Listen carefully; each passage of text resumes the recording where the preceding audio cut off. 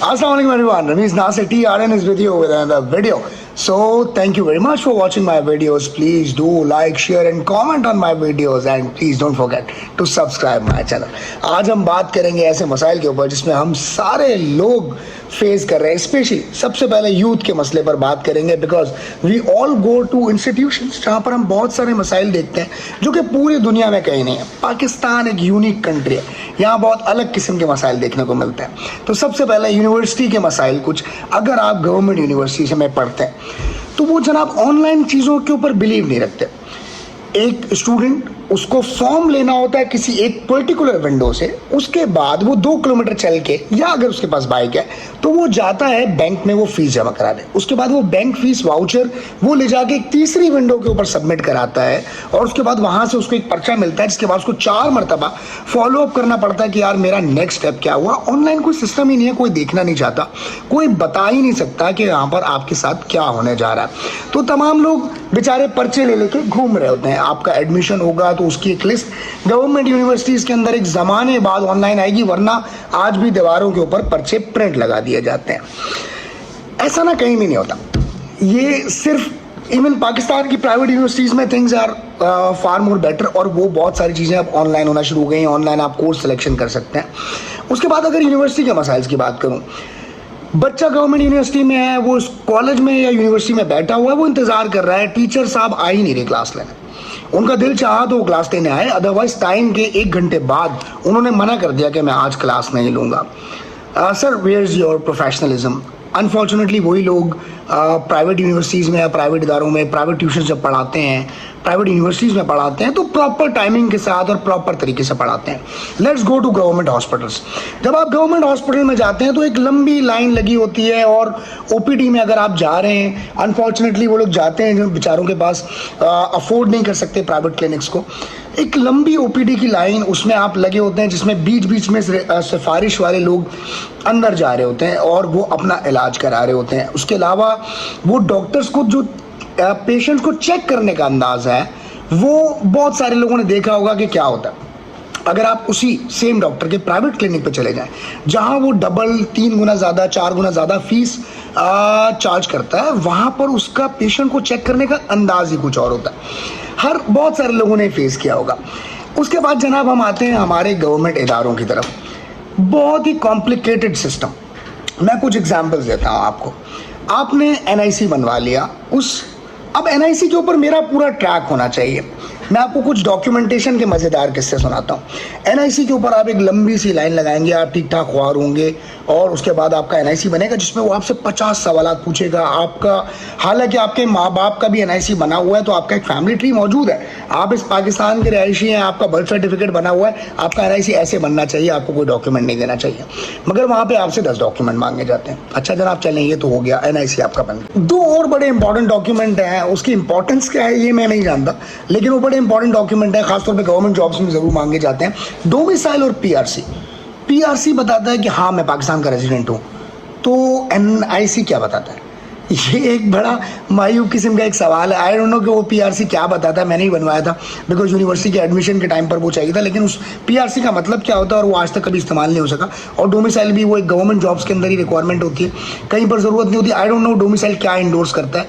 Your एक simple NIC जिसके अंदर आपका सारा डाटा मौजूद है, सब कुछ, आपका पूरा फैमिली ट्री जो आपके फादर से आ रहा है और जो आपके बच्चों के अंदर जा रहा है, नया नस्ल की तरफ जा रहा है, वो दोनों ट्रीज वहाँ पर मौजूद है।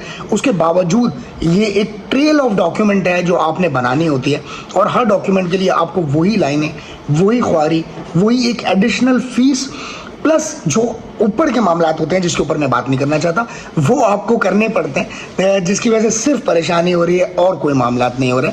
तो आई डोंट नो कि इससे क्या होता है और इससे क्या हासिल होता है। अगर किसी को पता हो तो मुझे ज़रूर बताइएगा कमेंट्स के अंदर कि इन डॉक्यूमेंट्स के साथ क्या होता है और इसकी अलग अलग ज़रूरत क्या। उसके बाद आपकी शादी हुई, निकाहनामा रजिस्टर होगा नादरा के अंदर, लेकिन जो लोग शादीशुदा हैं वो ये जानते होंगे कि फिर उसके बाद आपको जाके अपना एनआईसी अपडेट कराना पड़ता है कि आई एम मैरिड।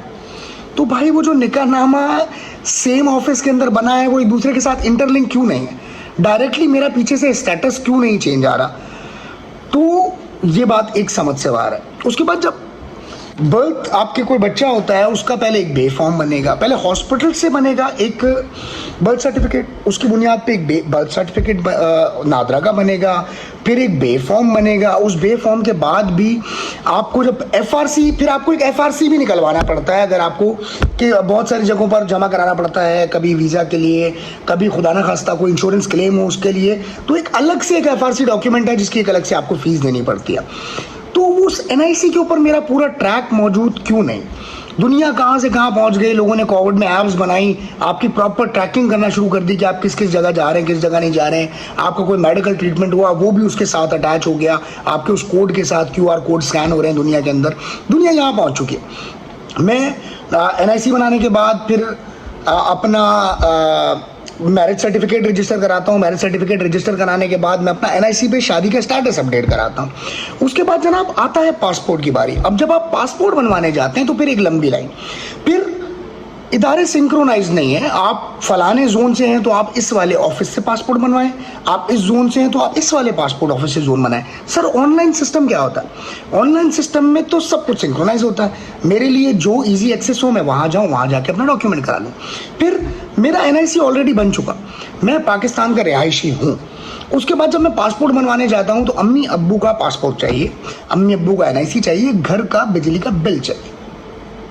अब आप इससे क्या वेरीफाई करना चाहते हैं ये मुझे आज तक समझ नहीं आया, क्योंकि मैं इस कंट्री का रिहायशी तो हूँ, मेरा रजिस्ट्रेशन नंबर नादरा है, मुझे इशू कर चुका है। अब पासपोर्ट इशू करने में मेरे अम्मी अब्बू का पासपोर्ट देखकर क्या करना है, या मेरे बिजली का बिल देखकर किसी ने क्या करना है, या उससे क्या रिकॉर्डिंग होती है और उसका पर्पस क्या है, आई डोंट नो।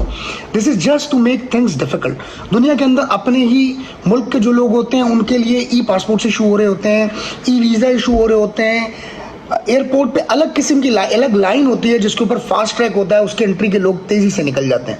हमारे मुल्क में जब आप बाहर जा रहे होते हैं तो आपको अपनी देसी शक्ल देख के सबसे पहले साइड पे किया जाता है, और आपका इंस्पेक्शन सबसे ज़्यादा होता है। जब कोई गोरा आता है तो उसको साइड पे करके अलग स्पेशल लाइन के साथ निकाल दिया जाता है। So this is what we are facing it unfortunately. Universities के ट्रैक से भी बहुत सारे लोग गुजरे होंगे, बहुत सारे लोगों ने देखा होगा कि यहाँ पर क्या हो रहा है और किस तरह हो रहा है, और इसी तरह बहुत सारे लोगों ने गवर्नमेंट हॉस्पिटल के मामला देखे होंगे कि वहाँ पर क्या होता है unfortunately. So these things can be easily covered और उनको इम्प्रूव किया जा सकता है ऑनलाइन सिस्टम लॉन्च करके। सो आई होप कि थिंग्स विल गेट बेटर, और इस तरह के मामलात के ऊपर अगर हम बात करते रहेंगे, आगे बात जाती रहेगी, तो शायद लोगों को अंदाज़ा हो और लोग उन चीज़ों को ठीक करने की कोशिश करें। And youth can do a lot. हम बहुत सारे लोग जो सॉफ्टवेयर्स में ऐप्स पे काम करते हैं वो कुछ चीज़ें इस तरह की लॉन्च कर सकते हैं। They can sell this to government, they can pitch their idea कि हम उसको किस तरह इम्प्रूव कर सकते हैं। So my request to the authorities, to universities, to the government institutions कि प्लीज़ आप इन चीज़ों को देखें कि बिकॉज कम फीस वो इंसान दे रहा है उसका मतलब ये नहीं है कि वो प्रॉब्लम फेस करने के लिए आया हुआ है। उसकी अपनी एक सेल्फ रिस्पेक्ट, उसका भी वक्त कीमती है उतना ही जितना दूसरों का कीमती है, जितना लोग प्राइवेट यूनिवर्सिटी के बच्चों का वक्त कीमती है, जितना वक्त एक काम करने वाले आदमी का इम्पॉर्टेंट है इस महंगाई के आलम में कि वो छुट्टी नहीं कर सकता, वो नादरा के ऑफिस में इतनी लंबी लंबी लाइन नहीं लगा सकता। ऑनलाइन सिस्टम बिल्कुल लॉन्च हो चुका है, लेकिन इतनी ज़्यादा डॉक्यूमेंटेशन और एक दूसरे के साथ वो लिंक क्यों नहीं है, वो एक थोड़ा सा मायूब मामला है। And it can be easily linked. I don't know why it is not getting right, और उसको इस तरीके से क्यों ट्रीट किया जा रहा है। खैर जनाब, thank you very much for watching my video. इसी तरह के इशूज़ के ऊपर बात करते रहेंगे, हाईलाइट करते रहेंगे। आई टोल्ड यू कि my core topic is about highlighting the social issues, the problem we face and the motivation of people. तो please if you like my video, do like, share and comment on my video and do subscribe my channel. Thank you very much.